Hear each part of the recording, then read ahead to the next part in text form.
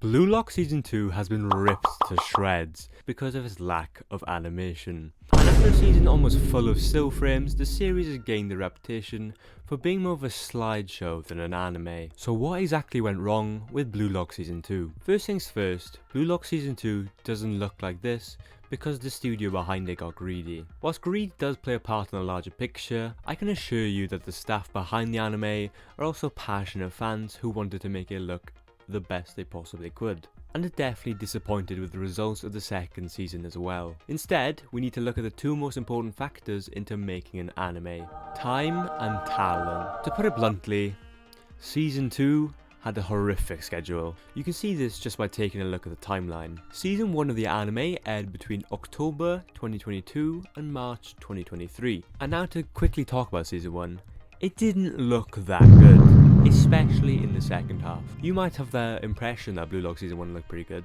That's because the first few episodes did have some pretty good highlights, especially by the second half. It was very rocky, kinda similar to how Season 2 looks now. But Season 1 did also have a lot more highlights compared to Season 2. And what this means is that the staff behind the Blue Lock anime were probably working on it all the way up until its completion. And then, over a year later, the Blue Lock movie episode of Nagi released in April 2024. And then about 6 months later, we got Season 2 in October 2024.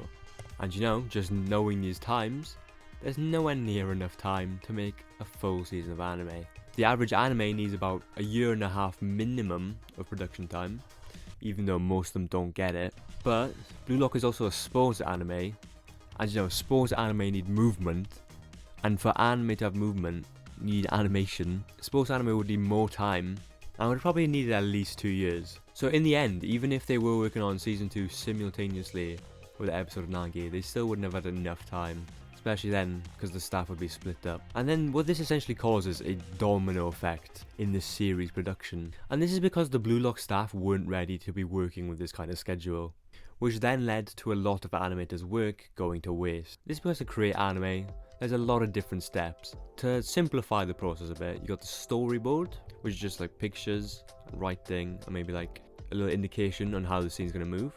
Then you have the layouts, which is like a pretty simple animation, which just details how like the scene will move. Then you got the key animation, and then you got like in-betweening, then you got animation direction. But it's the layout animation and the key animation that matter to us right now. And this is because Blue Lock had animators who'd make layouts that were just too complex. And this isn't because the key animators just aren't good enough to use the layouts, it's just that they didn't have enough time. So what would then happen is they wouldn't be able to use the layout, and because there was like barely any time to make a new layout, this is probably what led to the show looking one-on-one with the manga and not moving that much. This problem then isn't helped by the series' character designs. Blue Lock's characters are pretty complex. This then means that there's a lot of lines to draw, and the more lines you have to draw, the longer animation takes. This then makes animation, you know, making that thing move, a lot harder as well. And you'll notice that in the best sequence from Season 2, animated by animator Hajime Nihara, you'll actually see that he used simplified character designs, which then made the characters easier to draw, which then made it a lot easier to move. But these character designs also have another problem, and that's with the animation direction. Animation direction is done by more experienced animators, and they'll look at different cuts, and then they'll correct the cuts more similar to the design sheets, so that way no characters feel off. And unfortunately, because this process comes towards the end of the production cycle, this just didn't happen a lot in Blue Lock, or if it did, it was pretty rushed. And this is why a lot of the characters in Blue Lock also feel off. But also, funnily enough, the decision to have these detailed characters probably also made the show look better with what we got in the end. And this is because these more detailed characters are just a lot more interesting to look at, which then made them not moving a little more bearable. But in the end, many did complain that the anime was just colouring in the manga, and I think that's fair enough. A sports anime, especially one around football, needs movement to convey the energy of a match, and the anime definitely didn't achieve that. Now the big problem here is the movie. If it wasn't sandwiched in between the two seasons, the quality would have probably been a lot better. So is this a case of the Blue Lock Animation Studio 8-bit being greedy? No? What? It's actually the grips of capitalism? What? And this is because an anime isn't solely produced by an animation studio. Most of the time. And instead, a lot of the time, anime is created through the use of the production committee system. And this is where a lot of big companies will come together to invest in anime. That way there's a lot less risk, because they all have to invest a little less. And a lot of the time on these production committees, anime studios are normally in pretty weak negotiating positions. And this is because they just can't afford to invest. They can't afford to pay their staff, guys. I don't think they can afford to make Jujutsu Kaisen Season 3. Well, Mappa can. They just don't want to. And because they're in weak positions, they can't negotiate on things like the air date, like the production time, which then gives them pretty shitty deadlines, therefore leading to unsatisfactory products. Business 101. And this definitely happened in Blue Lock's case, and it's probably also this production committee that decided to make the movie as well. And do you know what the worst part is?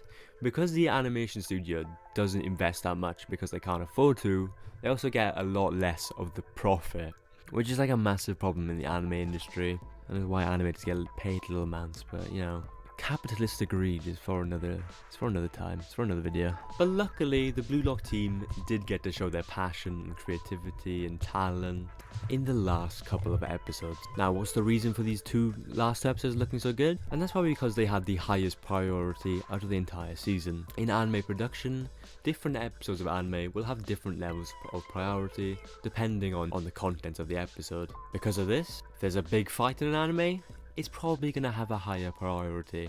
And this means it's going to have more time and more resources allocated to it. But this also means, since there's a limited amount of resources for production, then there's going to be lower priority episodes which will have less than average time and less than average resources. And for Blue Lock Season 2, choosing the last two episodes might have been the plan from the start, or the team realised how poor the schedule is, and the only realistic high priority eps they could afford to do would be the last two, because they would have the most chance of a production time. But it's because of this decision that we got arguably the best sequence in the entire series by Hajime Nihara, who I would argue pulled off the MVP performance. With this simplified character design and the Kaganashi technique used, he was able to create the highlight sequence of probably all of the Blue Lock so far. Now, what's next for Blue Lock? Well, seeing as the series is so popular, you know, I think when season 1 first aired, the manga was the best-selling manga of 2023, I think. There's definitely a season 3 on the way. The real question is, will the staff be able to get out of the current mess that they're in? If nothing changes, no. That's a bit obvious, isn't it? But a few changes could lead to some massive improvements. The most obvious change would be an improvement to the schedule for season 3. And after season 2, I imagine there is going to be some sort of change. At least, I don't know, we don't know how drastic that will be, but after the outcry and how bad season 2 looked, I imagine there will be some sort of change. Even if that change is not having a fucking movie in between two seasons. But another change that could occur is a change to the character designs. This is quite a risky change. You know, by simplifying the character designs, they're easier to animate, which means they might move more. But that's where the risk comes in, because if the schedule is still ass, it's still going to be really hard to make them move. And if they can't move them, then the anime is going to look shit. It'll look even worse in season 2. And also the fact of like changing character designs is also going to take a large chunk of production time away, because you know you gotta get someone new to redraw all the character designs, which takes time. And that's what happened to Blue Lock Season 2. If you're still here, subscribe. Boosh.